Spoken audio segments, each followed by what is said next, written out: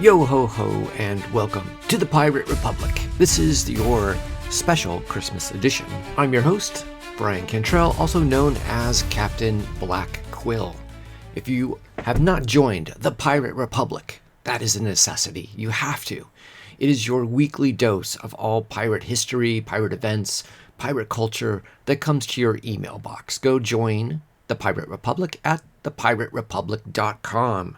You can put your pirate alter ego into the form so that it is personalized to you every time it shows up in your email box. Today I'm going to introduce you to a pirate maybe you've never heard of before. His name is Thomas Howard. The reason we're talking about him today is because there is a Christmas tie-in to his story. After that, we will talk about how pirates celebrated the Christmas holiday out there in the Caribbean or the Indian Ocean, wherever they happen to be. And then I have another special announcement. I'm going to be releasing the audiobook of Pirates of the Wild West. It's the first book in my Storm of Time series. I'm going to release it a chapter at a time. So each podcast episode that comes out on the feed will have one chapter of the book. I'll still do episodes like this where we talk about pirates and pirate stuff, but interspersed will be these chapters of the audiobook. There's no cost to it, obviously. If you're subscribed to this podcast, you do not pay anything. But I did create a Patreon for the Pirate Republic. And if you are so obliged to send some doubloons my way, just in support of the podcast and the book and things like that, you can send it to patreon.com/the Pirate Republic. You can join there and support the show. Support the cost of the audiobook. And anyway, I hope you enjoy that as well. There's no obligation, of course. I'm just happy if you enjoy the story. The second book is out, and I don't have an audiobook version for that yet, but I'm working on it. The second book is called Pirates of World War II. And if you're a fan of pirates and you haven't read my book series, I think you'd really enjoy it. And if you're reading this on the first day that this comes out, it's Christmas Eve. And if it's Christmas Day you're listening to it, what are you doing? Go spend time, doing other things. But this is a very interesting story that I found about a pirate that had a pirate history event on Christmas Day. So buckle up, grab your cutlass, load your cannons, and get ready to sail with a strange and violent life of Thomas Howard.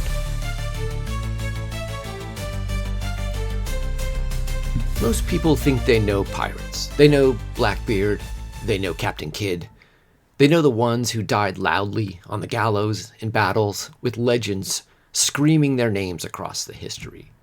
But tonight, I want to tell you about a pirate who didn't want fame, a pirate who didn't die gloriously, a pirate who clawed his way up through betrayal, mutiny, and blood, only to disappear into the world and die quietly. Murdered not by the Navy, not by rivals, but by his own choices that he made. His name was Thomas Howard, and if history is to be believed, he may have been one of the most unpleasant men to ever fly a pirate flag. Thomas Howard wasn't born a pirate. Well, I guess none of them really were, right? He wasn't raised on salt spray or cannon smoke. According to the earliest pirate chronicles, Howard began life as a lighterman on the River Thames, a working-class river boatman hauling cargo through London's arteries. Honest work, grueling work, the kind of work that breaks your back and leaves your hands feeling like rope. His father was respectable, stable, and when his father died, Thomas inherited what little security that his family had had. And then he burned it. The stories say Howard became extravagant, wasteful, reckless. He drank, he spent, he gambled. And in one of the ugliest details preserved about him, he allegedly sold the family home out from under his own mother, leaving her desolate. Now, is that true, or was it a moral outrage added by later writers to frame him as a villain? We don't know. But what is clear is this. By the time Thomas Howard left England, he was already running from consequences. So like many desperate men of the era, he did the sensible thing. He went to sea. Howard's voyage takes him across the Atlantic and into the Caribbean. And here's where his life takes a sharp turn. In Jamaica, He runs away from his ship. That alone brands him as a criminal, a deserter. With no protection, no wages, no future, Howard joins the floating underworld. Men who steal canoes, rob small vessels, and survive day to day on violence and luck. This wasn't romantic piracy. This was survival piracy. Howard proves himself useful, though. Smart, ruthless. He doesn't just fight, he organizes. And before long, he's part of something much bigger. Because by the late 1690s, the smart pirates weren't staying in the Caribbean. They were heading east. East to Madagascar. Now, to understand Thomas Howard, you have to also understand Madagascar. This wasn't just an island. It was a pirate ecosystem. Crews used it as a base. They negotiated with the local rulers. They married into the communities. They traded stolen silver for food, shelter, and protection. Now, Howard rises into power here, not as a captain at first, but as a quartermaster. And that matters. Because on a pirate ship, the quartermaster was often more powerful than the captain. He represented the crew, he enforced discipline, and he controlled the division of loot. Which means Howard didn't just command men, he managed resentment. Then disaster strikes. The pirate ship that Howard was serving on runs aground on a reef. The captain is sick, the ship is crippled, and Thomas Howard makes his move. And he takes the treasure, abandons the captain, and flees in boats with a few other men. Cold, calculated, profitable. But karma sails fast. Not long after, while Howard was ashore hunting, his own men abandoned him on Madagascar. Now he has no ship, no crew, no power. He survives only because pirate society was thick in those waters, and eventually he claws his way back in. By now, Howard has a reputation. Not brave and not beloved, but dangerous. Then comes Christmas Day, 1702. A 36-gun ship called the Prosperous arrives. The captain, named Hillard in the records, never sees what's coming. Howard and his allies exploit division within the crew. The boatswain sides with the pirates. And when the moment comes, it's fast and violent. The captain and the chief mate are both killed. No trial, no mercy. And then something fascinating happens. The crew votes, because pirate ships were democracies of a brutal kind. And in that vote, Thomas Howard is elected captain. Not because he's loved and not because he's respected, but because he is feared.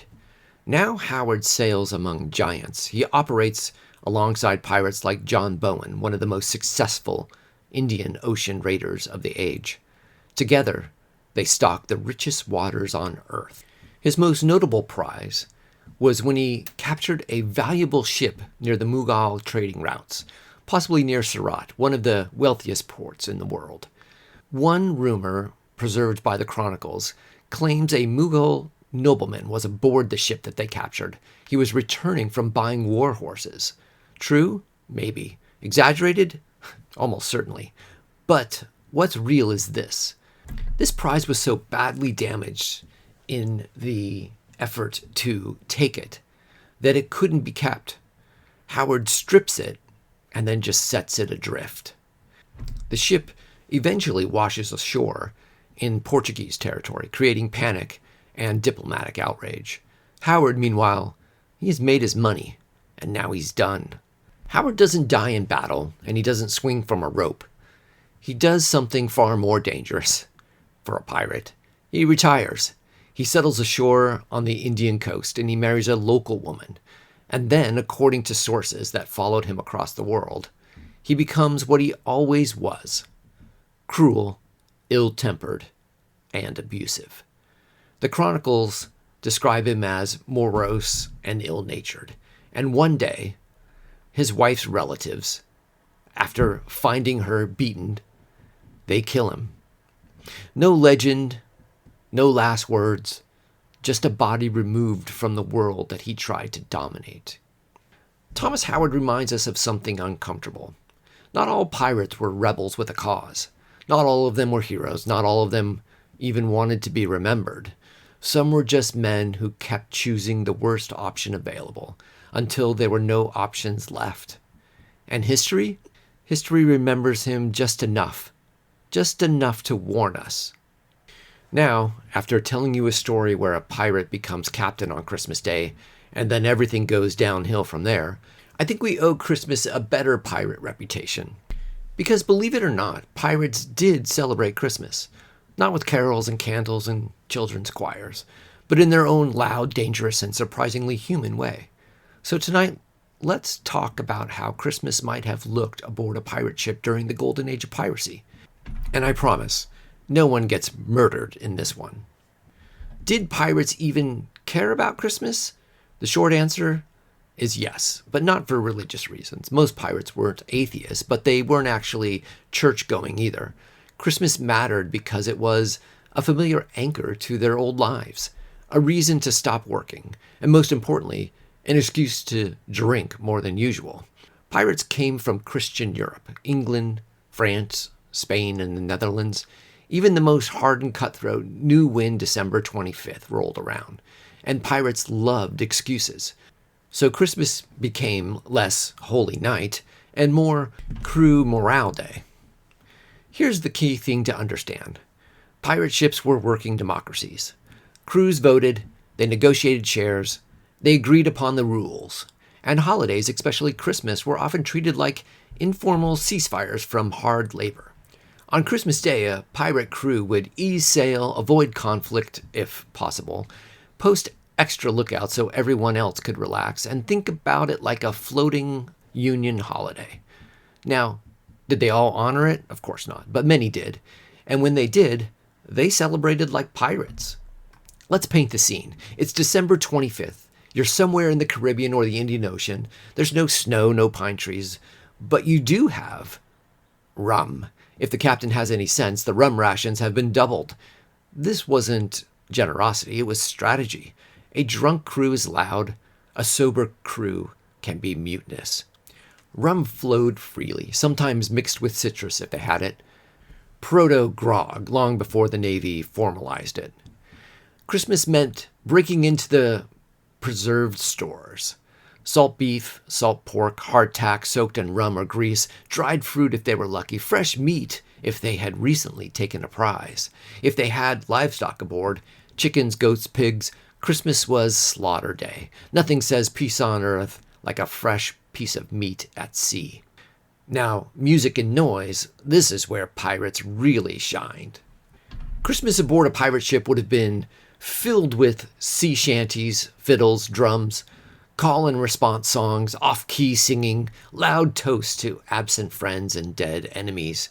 Not Silent Night, more like Wake the Dead. And pirates loved games. On Christmas, they would have dice, cards, wagers, drinking contests, wrestling, even maybe dueling with blunted weapons. Small gifts might have been exchanged, like extra tobacco, a better knife, a share of plunder, a trinket taken from a prize. And here's something people forget. Pirates were sentimental. Some men kept pieces of ribbon and coins, letters, religious charms, trinkets from past lives. Christmas was when those things came out. Not talked about, but noticed.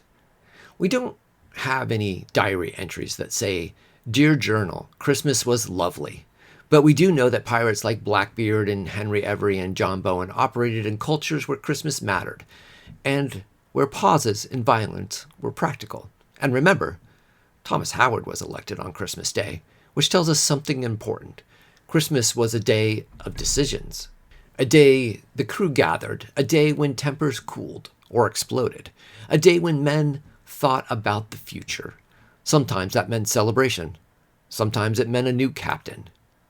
So if you had to stand on a pirate deck on Christmas night, you might have seen lanterns burning low, men laughing too loudly, rum sloshing in wooden cups, someone singing about a woman he'll never see again, and someone else staring out to sea, thinking of home. Not saints and not monsters, just people. So tonight, raise a glass. Raise it like a pirate. To fair winds, to good company, to surviving another year, and to the strange truth that even the most feared outlaws on earth still found time to celebrate Christmas. Thanks for tuning in to the Pirate Republic, and I wish you a Merry Christmas and a Happy New Year. Next time, there will be the first chapter of Pirates of the Wild West in the feed. I hope you enjoy it. Don't forget to like and subscribe to the podcast. You can leave comments and questions. You can email me at darkgravitystudios@gmail.com. Fair winds, me hearties, and Merry Christmas to you all.